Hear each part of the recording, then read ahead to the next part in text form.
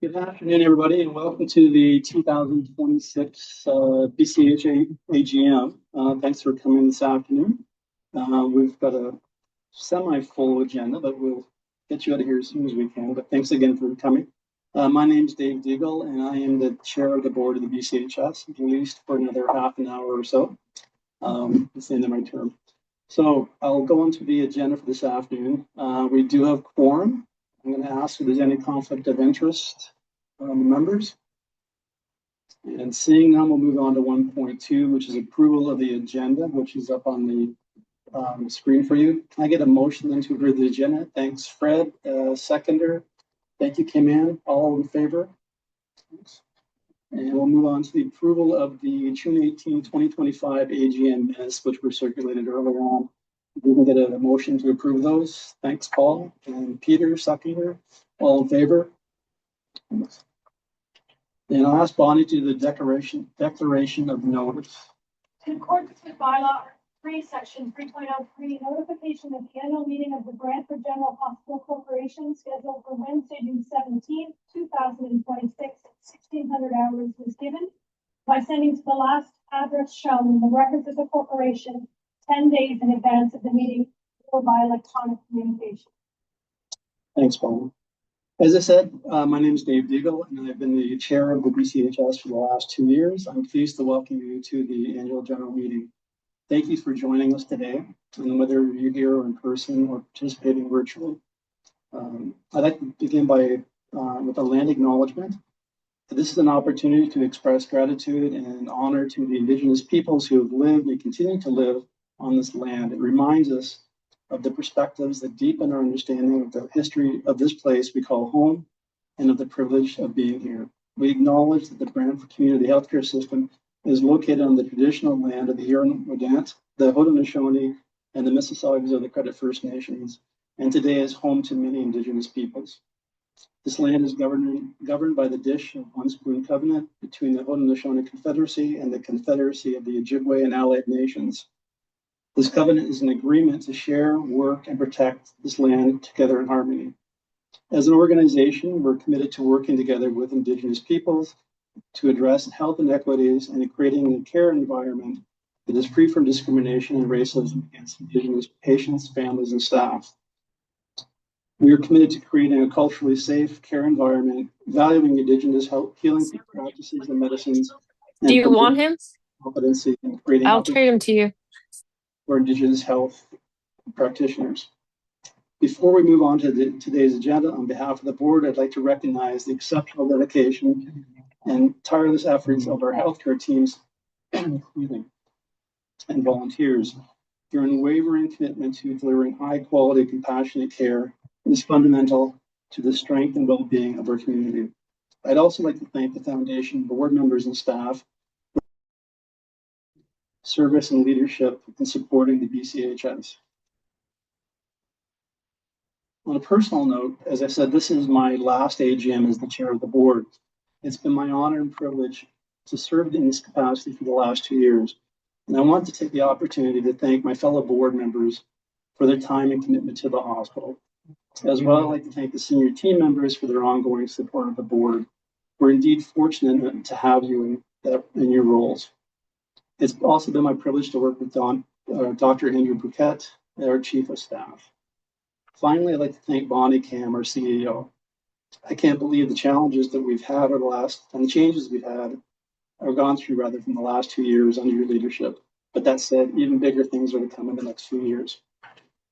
Before I forget, I especially want to thank Becky Maris, who's here, who, in addition to being the executive assistant to Bonnie, also keeps the board running smoothly and has a bigger challenge the last couple of years in keeping me organized and where I was supposed to be. We'd like to thank the people who are with us today virtually, especially Flora Ennis from Woodview Mental Health and Autism Services, and Agora from the John Noble Home, and Chris Henderon from Community and Strategic Initiatives for the City of Brantford. So again, thank you for being with us today. It's been another year of significant progress and important milestones at the BCHS. Over the past year, the team has worked tirelessly enough to advance key priorities and help shape the future of the organization. And the board was just fortunate to have a tour of the new ER, which is opening in the next few weeks. Hopefully you don't have to go there, but if you do, it's a huge improvement over what we've had in the past. So that was great to see. I'd now like to invite Bonnie to the podium to present the President and CEO's report.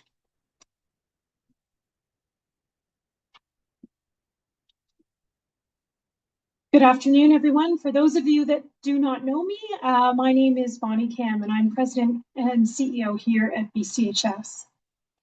I'd also like to take this moment to thank all of you for being here today. And I'd like to certainly echo Dave's comments and thanks to our partners and community leaders for their ongoing support, engagement, and partnership. We're deeply grateful for the commitment to BCHS and the communities we serve. As I reflect on the past year, I do so with a profound sense of gratitude for the people who bring our mission to life every single day. Across Brant Community Healthcare System, our employees, professional staff, volunteers, learners, and partners continue to demonstrate extraordinary dedication to delivering high-quality, compassionate care while supporting one another through an increasingly complex and dynamic healthcare environment. I'm going to turn first to our 2025 to 2030 strategic plan. This past year marked an important milestone with the launch of our strategic plan. The plan reflects the voices of approximately 1,600 staff, physicians, volunteers, patients, families, and community partners who participated in a robust engagement process over several months.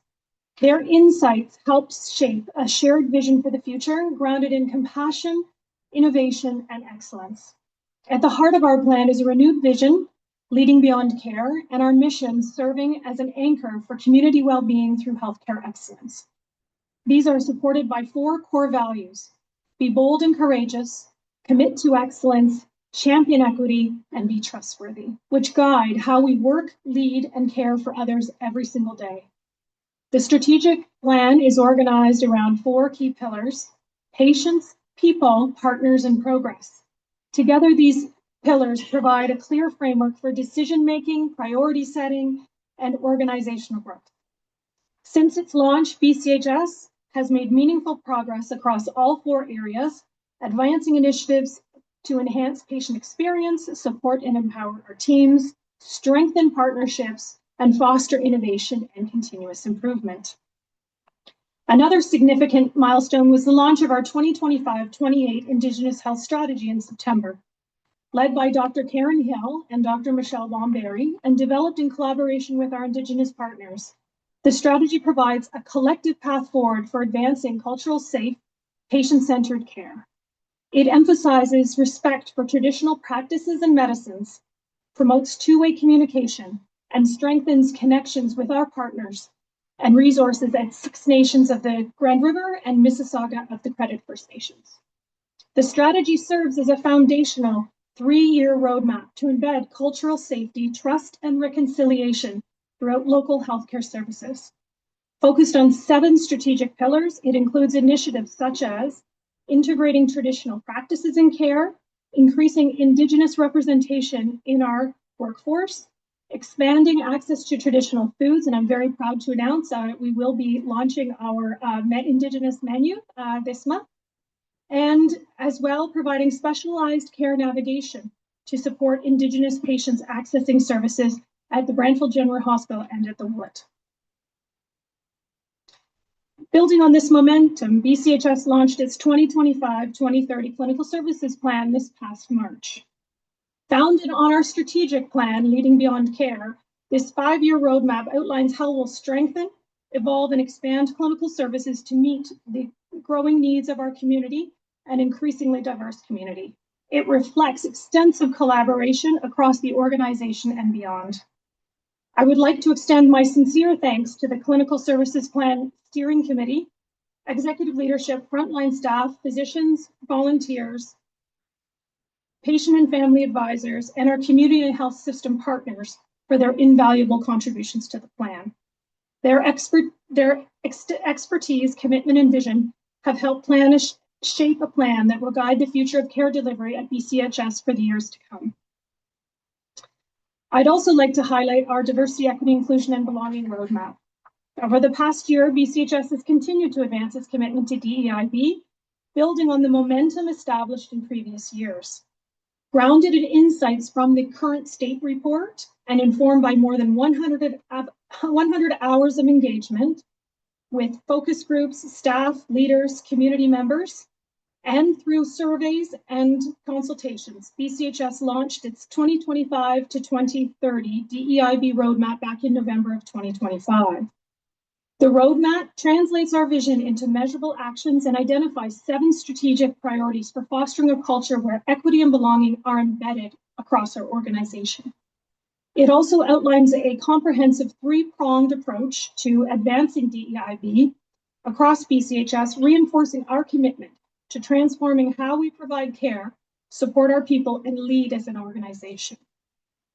This commitment extends beyond policy and planning, and throughout the year, BCHS proudly hosted and participated in a number of cultural and community celebrations, including Black History Month, Pride, Indigenous History Month, the Iftar Dinner, and Diwali, to name a few. These events created meaningful opportunities for learning, reflection, connection, and celebration while strengthening our relationships, both within the organization and throughout the community.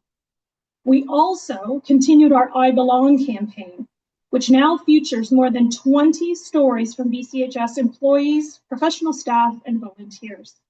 By shaping their lived experience and unique perspective, participants have helped to strengthen a culture where people feel seen, valued, and empowered to bring their authentic selves to work. Creating a true sense of belonging fosters deeper engagement, stronger connections, and a shared commitment to leading beyond care. In terms of people and culture, our people remain the greatest strength at BCHS, and supporting a safe, healthy, and respectful workforce continues to be one of our highest priorities. This year, BCHS launched Choose Civility campaign, an important initiative focused on fostering a workplace culture where respectful interactions are expected, civility is the norm, and everyone feels safe and empowered to contribute. This work reflects our ongoing commitment to creating an environment where people can thrive while providing exceptional care to our patients and community. We also remain committed to investing in the growth and development of our people.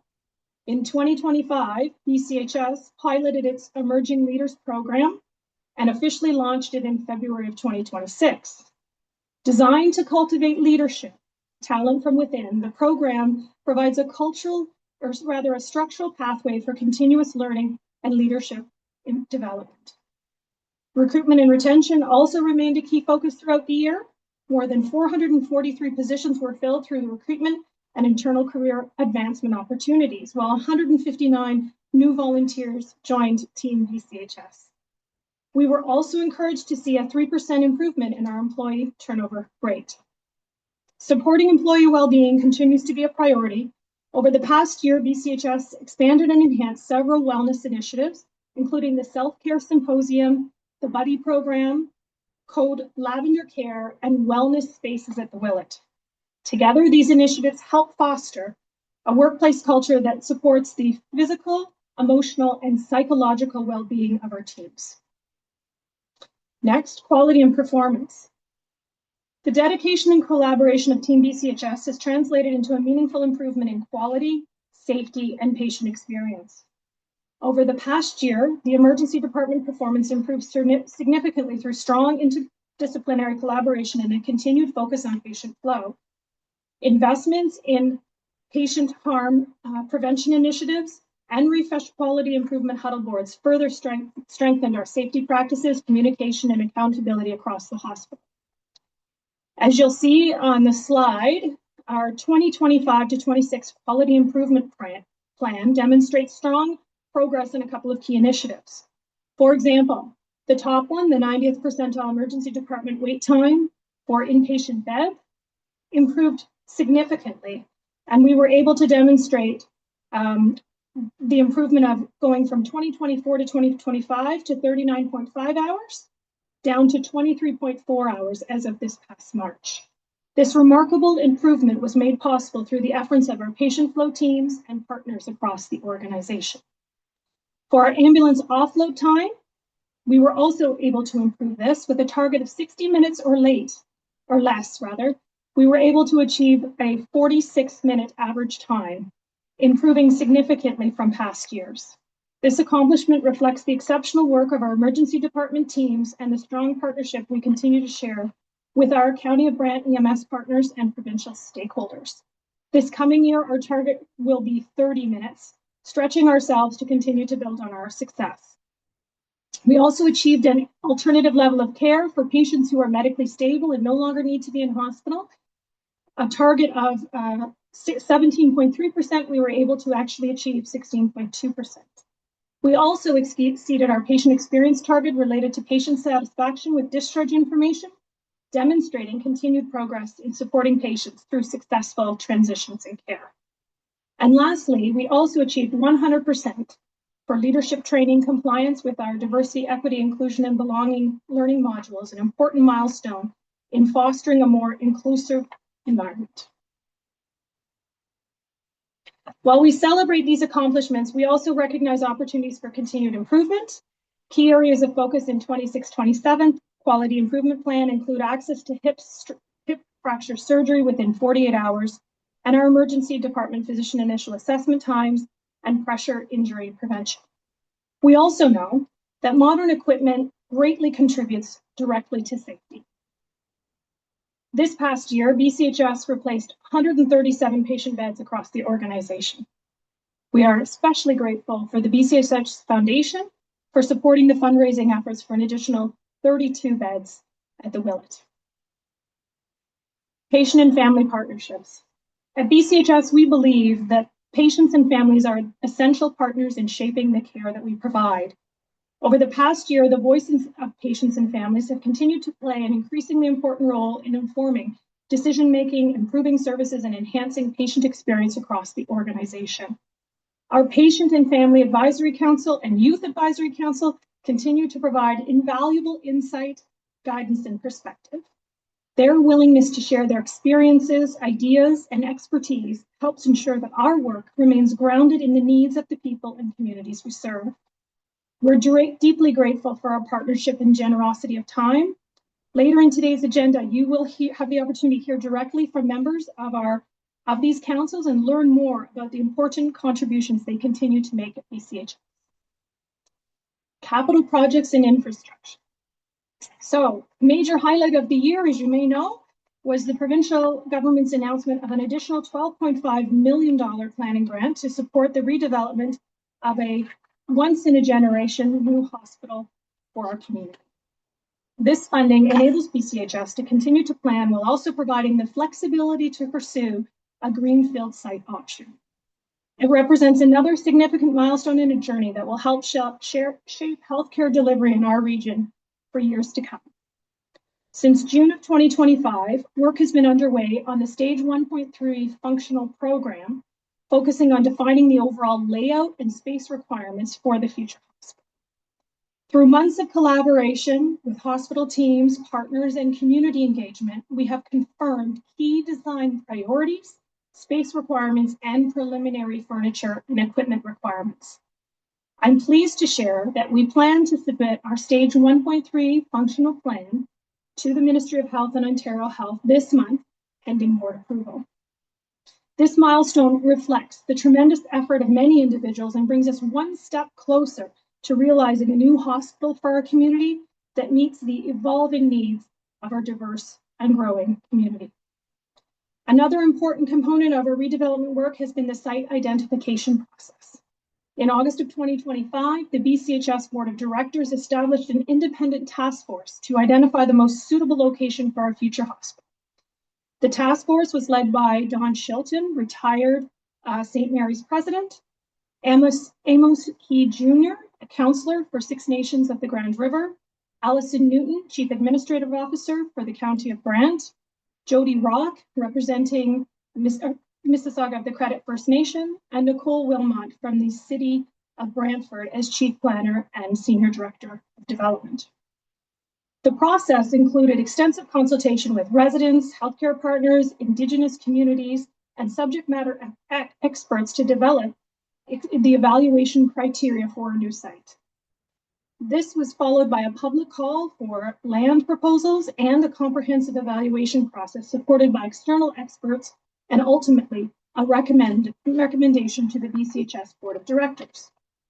I'm pleased to share that the BCHS Board of Directors has accepted the task force recommended ranked list of potential sites and authorized BCHS to begin the next phase of the consultation process. We have now entered the negotiations and due diligence phase of the process and look forward to sharing additional information when we are able. This represents another significant step toward creating a modern, sustainable hospital designed to serve the needs of our community well into the future. While planning a new hospital remains a major focus, we also continue to invest in maintaining and improving our existing infrastructure. This past year, we successfully completed several critical capital projects, including the D-Wing boiler project, the E-Wing elevator modernization project, while continuing progress on the D-Wing tunnel remediation project, which we do know is going to be remediated sometime soon. These investments are essential to maintaining a safe, reliable, and resilient environment for our staff, our patients, and our community. We have also made significant progress on our emergency department renovation, as Dave mentioned earlier, and we're excited to open that newly renovated ED space with the waiting room, the triage, and patient registration areas this coming June 23rd.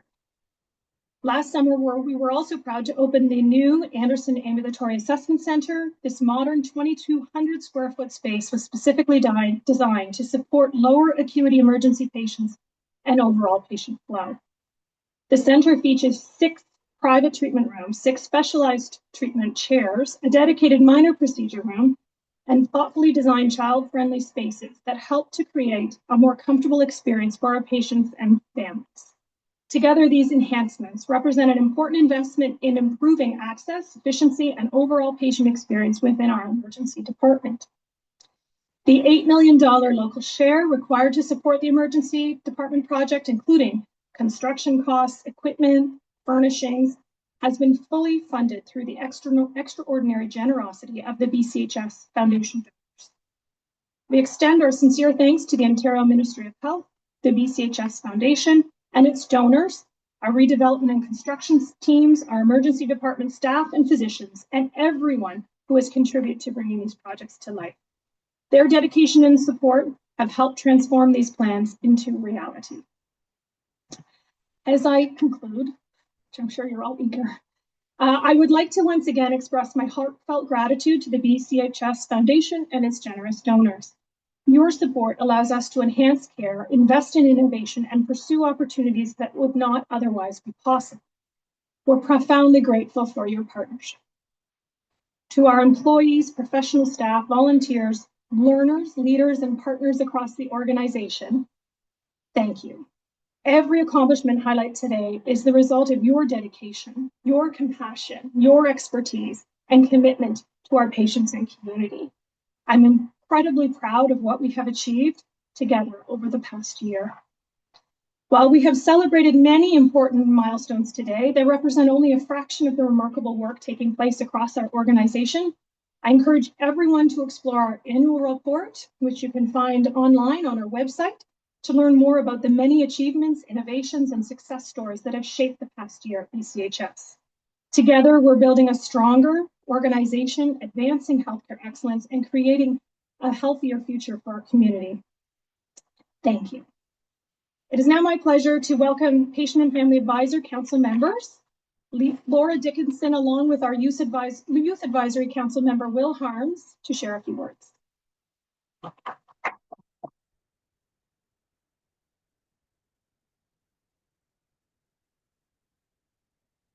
Hello, everyone. My name is Laura Dixon.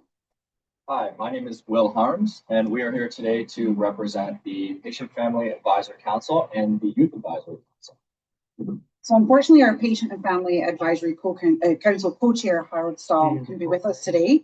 And while we did consider arranging a virtual presentation from Arrowhead Provincial Park, we decided to let him enjoy a well-deserved camping trip So instead, you have the two of us here to present this year's PFA update on his behalf. We are proud to have 35 dedicated patient-family advisors, including 10 youth advisors, which I'm one of, who bring invaluable lived experience and perspectives to our organization. Over the past year, our PFAs have contributed more than 2,000 hours across over 60 committees and councils at BCHS, helping shape programs, policies, and care experiences. Through this work, we've continued to advance the patient pillar of our strategic plan by championing high-quality, person-centered care and improving outcomes for patients and families. Patient and family advisors bring the voice and lived experiences of patients and families into planning, decision-making, and quality improvement efforts across the organization.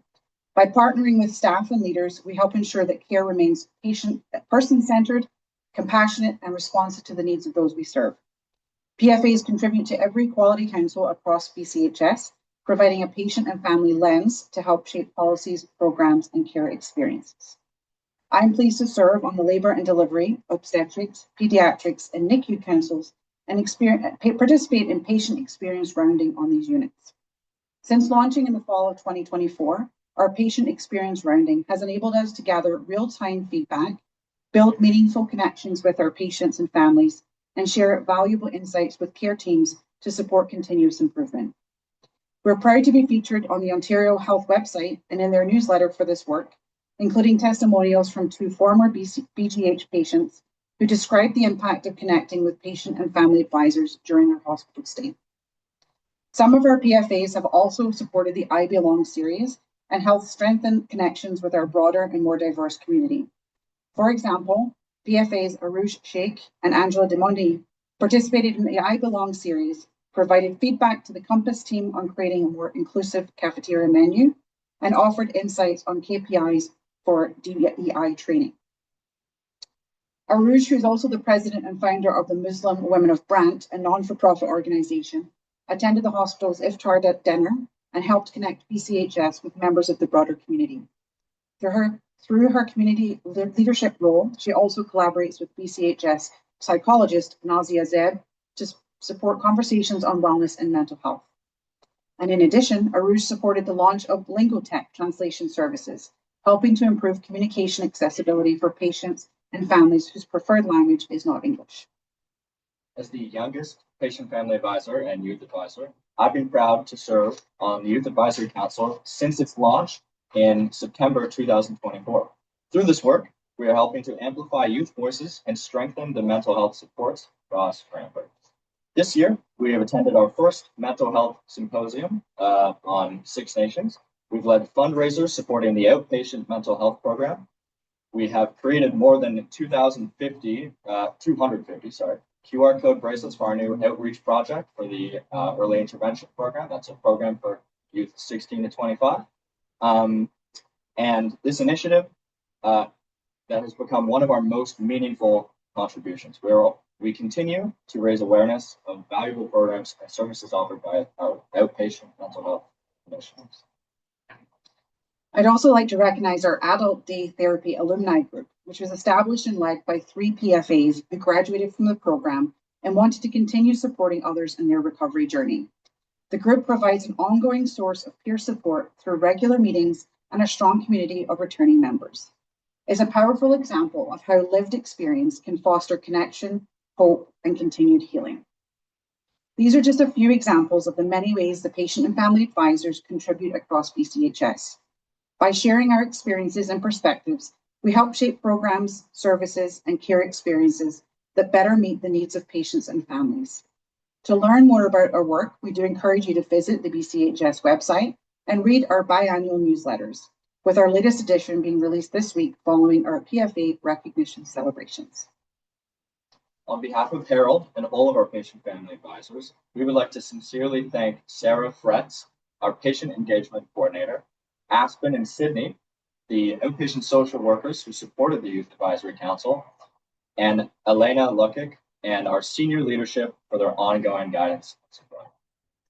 Together, we look forward to continuing this important work and advancing new initiatives that strengthen patient and family-centered care throughout 2026. Thank you.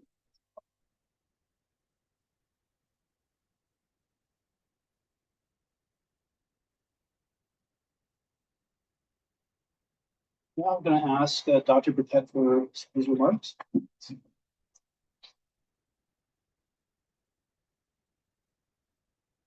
Thank you. I'm Andrew Burkett. I'm the Chief of Staff and Vice President of Medical and Academic Affairs. So I just wanted to give a brief highlight of the last year and the current state and future plans. So it was a good year for the medical side at BCHS. Over the last year, we saw stabilization of the hospitalist program from the medical side. Previously, mental health was one of our most tenuous areas in terms of recruitment, but with the recruitment of a husband and wife team who's worked out quite well so far, that service is markedly stabilized, and we have some new recruits. Internal medicine seeing expansion into the admissionist role in the emerge, with now 50% of the daytime work now covered by internal medicine. Anesthesia saw launch of the anesthesia assistant model, which has been quite popular and helped with capacity and care. And for medical education, we welcomed Dr. C to the regional MAC care group as the lead. I've given up saying her name and butchering it. Next slide. And so in the current snapshot for our state, this is our professional staff in 2026, 2027. Our numbers fluctuate a lot because we have a large locum program, which we're quite proud of. It's important both for recruitment and also learners coming to BCHS and sharing their experience. And so we can see a breakdown. We have about 380 staff. We go between about 370 and 400 active, 12 medical departments and 26 medical divisions. You can see most of our doctors are from the area, with Brantford being the most popular place where people live, but we have people coming from all over. Next slide, please. This is a snapshot of the new professional staff over the last year. We brought on 57. You can see from the graph underneath that most of those are locum physicians, about 2/3 of them, who come for a very amount of time, sometimes a few months, some for up to 2 years. These are the additions per department. Next slide, please. And this is, especially the bottom left corner, a heat map of our risk or worry for our different departments in terms of recruitment. This was a snapshot as of April of this year, the end of our fiscal year. This continues to change month by month. In general now, mental health is looking pretty good in terms of overall, and stroke, rehabilitation, complex and palliative care, as well as the hospitalist program, are better than they were in April. Unfortunately, we've had some recent announcements of some surprising retires from anesthesia, and this makes that challenging again. But overall, for recruitment, we are sitting in a relatively good position compared to the rest of the province, which is struggling for recruitment across the board. And we are fairly confident that our strategies for the next 2 years or so are going to be working out in terms of providing the solutions we need. Next slide. So in terms of 2026, 2027 next steps, I'm excited to announce that we have a neurologist joining this fall. It's been a care gap. Her name is actually Dr. Neuro. She is not happy about that. She goes by her first name all the time. I would be proud to know it if I was her. Very exciting pickup. That's been a care gap for quite a long time. We're also continuing with the cardiac program exploration, and we have strong support from HHS as well as Ontario Health for starting a formal cardiac program here in Brantford Community Healthcare System. We are launching our formal addiction service. We have a mental health and addiction division, but we didn't have a formal addiction program. It was relatively informal. And so this is going to be an important program with the needs of the addiction population we see. We have a new chief of internal medicine going to the board for approval tonight. So hoping that she's approved, we're welcoming Dr. Jaswal. She's an incredible pickup and talent for internal medicine group. I look forward to working with her and continue the overall expansion of internal medicine, and really focusing, my main focus over the next year is really looking at the admit from ER rate. Right now we admit lots of patients from the ER. As we increase our numbers, as we come up to the new hospital, we are going to run into capacity issues, and that'll be a big focus, both making sure we are as efficient internally and getting the right patients in when they need, but also working with our community partners to make sure that we have other places to send people and get the care they need if the hospital's not the most appropriate spot. So that'll be ongoing work over the next year.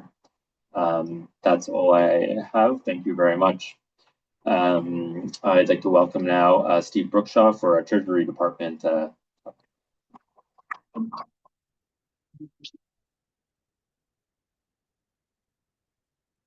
Want to do this, Fred? We good? Okay.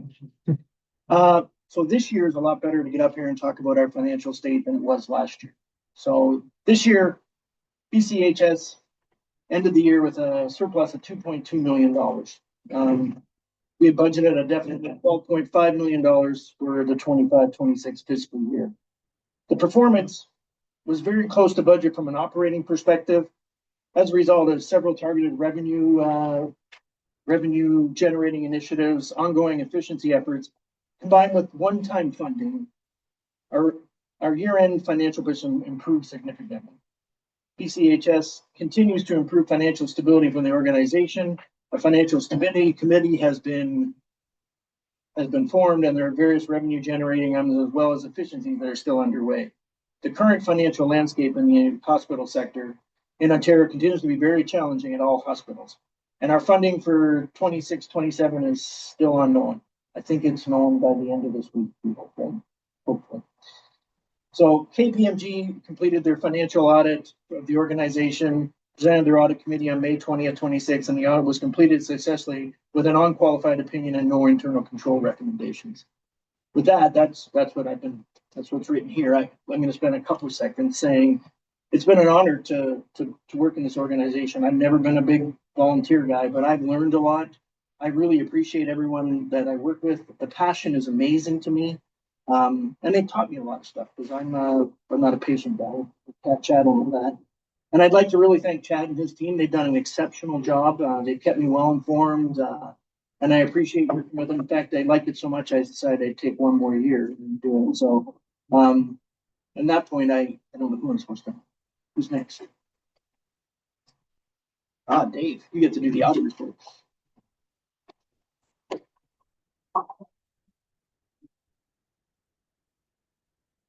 Thanks, Steve. So I'm going to the audit reports. We don't have my speech yet. First thing is Steve said the audit was reported by KPMG. There's no issues with it. So I think we need a motion to accept the audit as it was submitted. Thanks, Steve and Fred. So all in favor.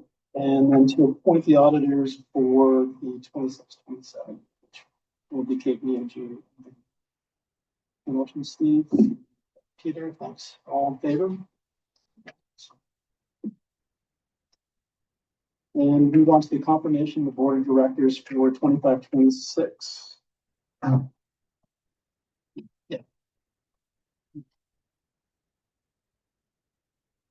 So the motion is that we approve the BCHS board of directors for 26-27. It would be Annette Gillis, myself, Maggie Copeland, Paul Emerson, Dave Colbert, Fred Hannon, Kimel Lausch, Bonnie Cam, Dr. Sarah Alababi, Mackenzie Berry, Silfris, Nasser Ahmed, Peter Quinlan, Brent Kane, Steve Brookshaw, Dr. Andy Burkett, Steve Pavlova, and Dr. Mish Tanjura. Can I get someone to make that motion? Thanks, Kim Ann. Maggie, seconder. All in favor? Thank you. We'll move on to the last part, second. If there's any questions, for Bonnie. Yeah, I think before I take questions, I just want to take a moment to sincerely thank Dave Deagle as our outgoing chair of the board for his commitment, his time, his availability, and all of his support. I have to say that when you volunteer for a board, I don't think you necessarily expect to be called upon as much as Dave has been this past year and the year prior. So I just want to sincerely thank Dave for all of his time and commitment to BCHS. I would be happy to take any questions anyone has or online.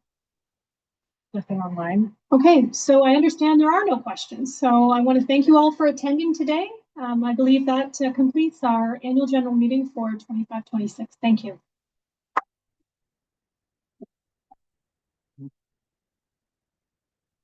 We'll ask the board members to join us then in the boardroom for